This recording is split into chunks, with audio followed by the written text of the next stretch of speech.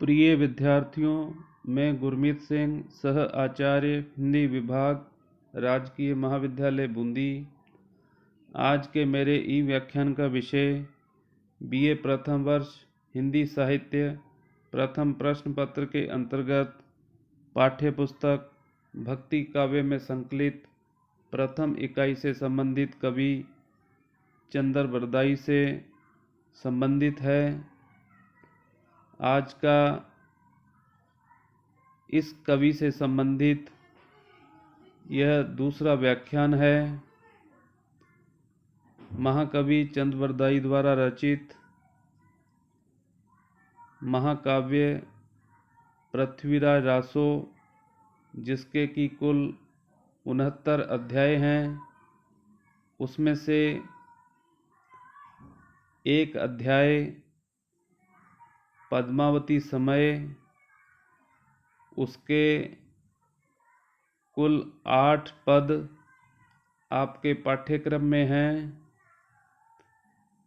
इसलिए आज के व्याख्यान में हम पद्मावती समय से संबंधित प्रथम 2 पदों की व्याख्या करेंगे। यह कवित्त छंद के अंतर्गत है। पहले हम प्रथम पद का वाचन करेंगे, उसकी फिर व्याख्या करेंगे।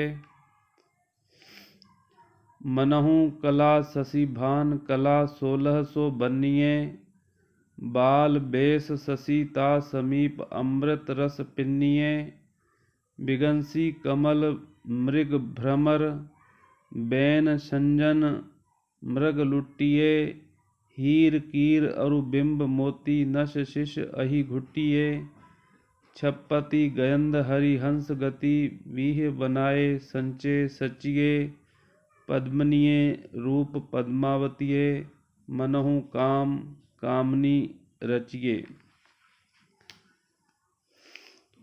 प्रस्तुत पद्यावतरण कवि चंद्र बरदाई द्वारा रचित पृथ्वीराज रासो के पद्मावती समय से अवतरित है।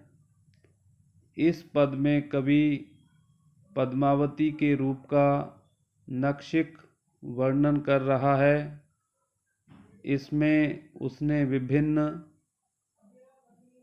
परंपरा युक्त उपमानों द्वारा पद्मावती के अनुपम सौंदर्य का अत्यंत कलापूर्ण अंकन किया है। कवि कहता है कि पद्मावती इतनी सुंदर है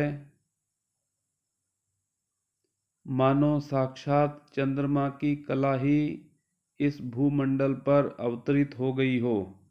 मनहु कला शशि भान कला 1600 बन्निये।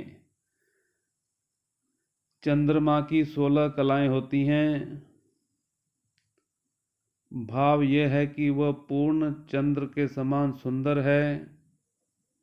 बाल बेस शशि ता समीप अमृत रस पिन्निये। अभी उसकी बाल्यावस्था है। उसके निर्मल एवं शांति प्रदायक रूप को देख ऐसा भासित होता है कि चंद्रमा ने उसी से अमृत का पान किया है। बाल बेस शशि ता समीप अमृत रस पिन्निये। बिगंसी कमल मृग भ्रमर, बैन संजन मृग लुट्टिये। अर्थात उसी से अमृत प्राप्त किया हो। भाव यह है कि उसके रूप को देखकर नेत्रों को उसी प्रकार शीतलता प्राप्त होती है जिस प्रकार चंद्रमा को देखकर नेत्र शीतल होते हैं। उसके विभिन्न अंगों मुख, नेत्र, कर, चरण के सौंदर्य से विकसित कमलों की श्रेणी के सौंदर्य को उक्त 4 अंगों की उपमा कमलों से दी जाती है। उसके केशों की श्यामता ने भ्रमरों की श्यामता को, उसकी मधुर वाणी ने वंशी के स्वर के माधुर्य को, उसके नेत्रों की चंचलता ने खंजन पक्षी की चपलता को तथा नेत्रों की विशालता एवं भोलेपन ने मृगों के नेत्रों की विशालता एवं भोलेपन को लूट लिया है। बिगसी कमल मृग भमर बैन छंजन मृग लुट्टिए, हीर कीर अरुबिंब मोती नश शिश अहि घुट्टिए। भाव यह है कि पद्मावती ने इन विशेषताओं को उपर्युक्त विभिन्न उपमानों से प्राप्त किया है, अर्थात उनसे छीन लिया है। अर्थात ये सारे उपमान पद्मावती की उपर्युक्त विशेषताओं की तुलना में फीके और हीन प्रतीत होते हैं। आगे कवि कह रहा है कि नक्शे सिक्तक उसके संपूर्ण सौंदर्य को, हीर हीरा, शुक कीर शुक तोते को कहते हैं, अरुबिंब बिंबाफल तथा मोती मोती द्वारा अभिघटित अर्थात निर्मित किया गया है। भाव यह है कि उसकी दंत पंक्ति हीरे के समान निर्मल एवं कांतिमान, नासिका जो होती है, नाक व शुक नासिका के समान सुडौल, पतली और तनिक आगे की ओर झुकी हुई, अधर, होंठ जो बिंबाफल के समान लाल और मोहक, हाथ पैरों के नख नाखून मोती के समान सुंदर, सुडौल, स्वच्छ और प्रभामय हैं। छप्पति गयंद हरि हंस गति बिहि बनाए संचे संचिए। पद्मावती की गर्व भरी मंद मंथर चाल को देखकर हाथी, सिंह और हंस लज्जित होकर छिप जाते हैं। छप्पति छिप जाते हैं, गयंद हाथी, हरि अर्थात सिंह शेर और हंस लज्जित होकर छिप जाते हैं। बिही बनाए संचे संचिए अर्थात उसकी चाल में हाथी की मस्ती, सिंह का सा गर्व और हंस की सी मंथरता है। उसके संपूर्ण अंग ऐसे सुडौल हैं मानो विधाता ने उसे नीचे ढालकर अर्थात किसी सांचे में ढालकर बनाया हो या उसका निर्माण किया हो या गढ़ा हो। पद्मनीय रूप पद्मावतीये मनहु काम कामनी रचिए। ऐसी वह पद्मावती पद्मिनी नारी के समान सुंदर है। उसे देखकर ऐसा प्रतीत होता है मानो विधाता ने उसके रूप में कामदेव की पत्नी रति का ही दूसरा रूप निर्मित किया हो, अर्थात वह रति के समान अनिंद्य सुंदरी है। भाव यह है कि वह साक्षात रति स्वरूपा है। इस प्रकार प्रस्तुत पद में पद्मावती समय के अंतर्गत जो प्रथम पद है उसमें कवि ने इस महाकाव्य की नायिका पद्मावती के नक्षिक सौंदर्य का अत्यंत सूक्ष्म तरीके से अंकन किया है और उसको विभिन्न उपमानों से सुशोभित करने का प्रयास किया है। इसमें पद्मावती का जो सौंदर्य है वह विलक्षण प्रतीत होता है। उसके बाद आता है दूसरा पद जिसका हम वाचन करेंगे, फिर इसकी व्याख्या करेंगे। यह भी पद्मावती समय से संबंधित है। कवित्त है। मन अति भयो हुलास बिगसी जनु कोक किरण रवि, अरुण अधर तिये सधर बिंब फल जानी कीर छवि। यह चाहत चश चकित उहु जो तकिए झरम्पी झर, चंच चुहटिए लोभ लियो तब गहित अप कर। हर्षत आनंद मन मही हुलस लेजू महल भीतर गई, पंजर अनूप नग मणि जटित सो तिहि मह रक्षत भई। प्रस्तुत पद्यावतरण पृथ्वीराज राजसों में आए पद्मावती समय से लिया गया है।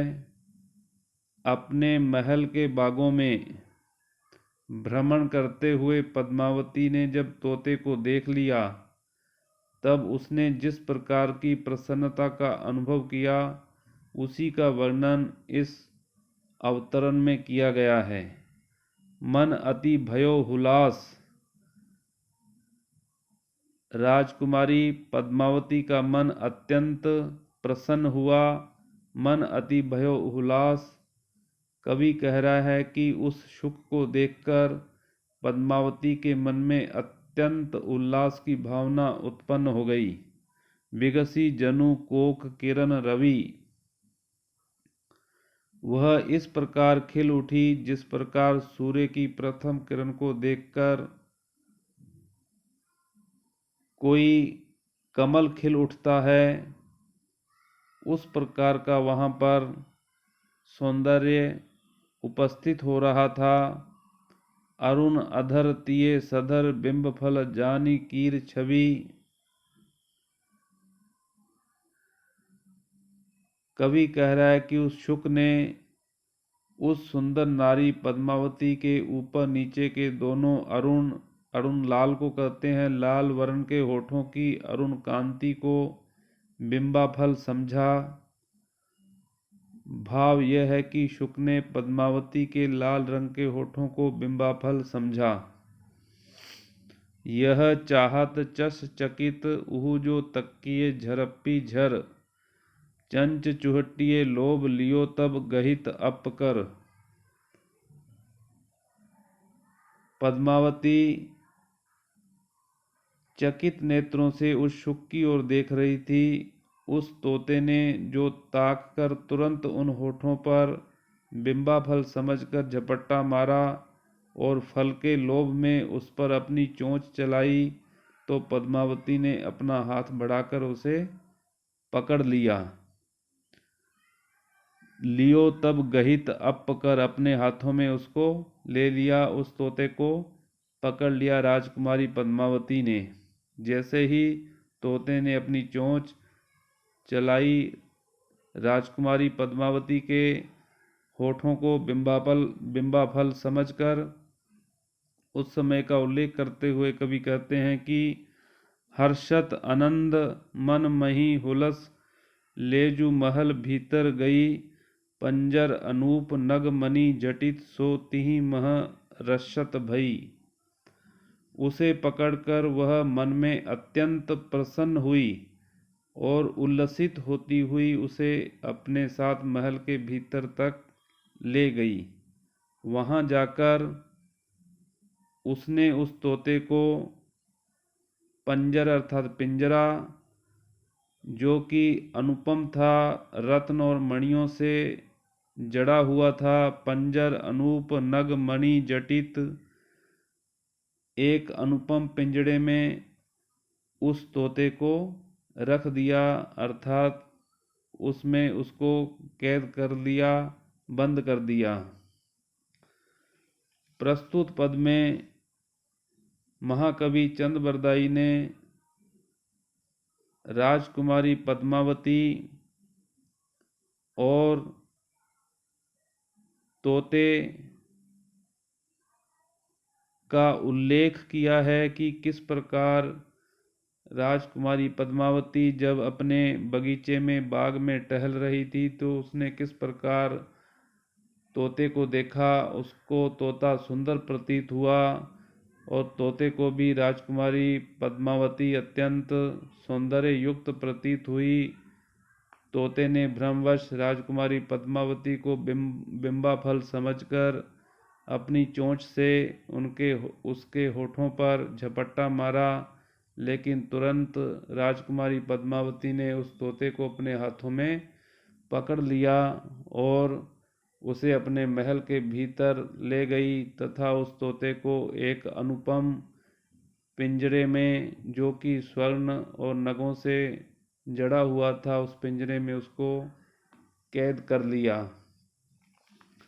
तो इस प्रकार यह दो पद जिसकी आज हमने व्याख्या की है, यह पद्मावती समय से संबंधित है। पृथ्वीराज रासो महाकाव्य है जो कवि चंद बरदाई द्वारा लिखा गया है। इसमें कुल 69 अध्याय हैं। इसमें डिंगल भाषा अथवा अपभ्रंश भाषा का प्रयोग हुआ है। दोनों में प्रथम पद में राजकुमारी पद्मावती का सौंदर्य, उसका सूक्ष्म अंकन कवि के द्वारा किया गया है, और दूसरे पद में राजकुमारी पद्मावती द्वारा तोते को पकड़ने की जो घटना है उसको दर्शाया गया है कि किस प्रकार उसका तोते से मिलन होता है। तोता उसको सुंदर दिखाई देता है और वह उसको पकड़कर अपने महल के भीतरी भाग में ले जाती है और उसको स्वर्ण जटित पिंजरे में कैद कर लेती है। इस प्रकार कथाक्रम आगे बढ़ता है। तो विद्यार्थियों, आज का व्याख्यान यहीं समाप्त होता है। अगला व्याख्यान अगले वीडियो में प्रसारित किया जाएगा।